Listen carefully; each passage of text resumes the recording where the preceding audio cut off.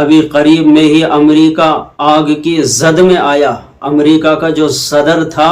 Donald Trump, اس نے یہ کہا تھا کہ میرے صدر بننے سے پہلے اسرائیلی جو قیدی فلسطینیوں کی قید میں ہیں ان کو رہا کر دیں، ورنہ تو پوری مشرق وسطیٰ کو میں جہنم میں تبدیل کر دوں گا۔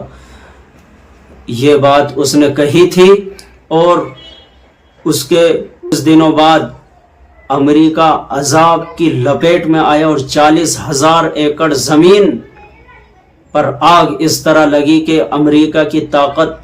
بے بس ہو گئی اور لاچار ہو گئی، اور وہ اس آگ کو کنٹرول نہیں کر پا رہے تھے۔ امریکہ کے 2 شہر لاس اینجلس اور کیلیفورنیا، یہ وہ 2 ترقی یافتہ تہذیب یافتہ شہر ہیں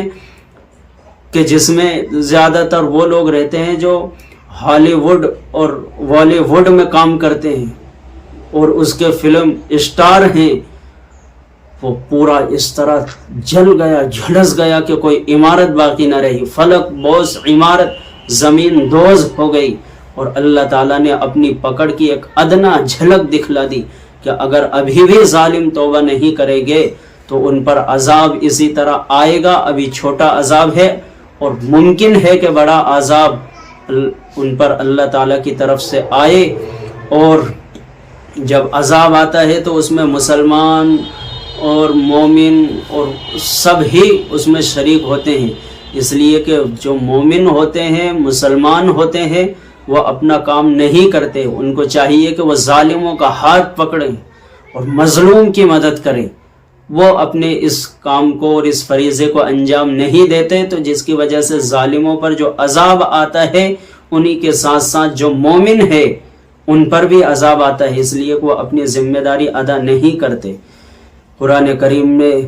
پچھلی قوموں کے واقعات کو ذکر کیا گیا کہ کتنی ہی قوموں کو ہم نے ہلاک کر دیا، ان کی بستیوں کو اجاڑ دیا، تہس نہس کر دیا۔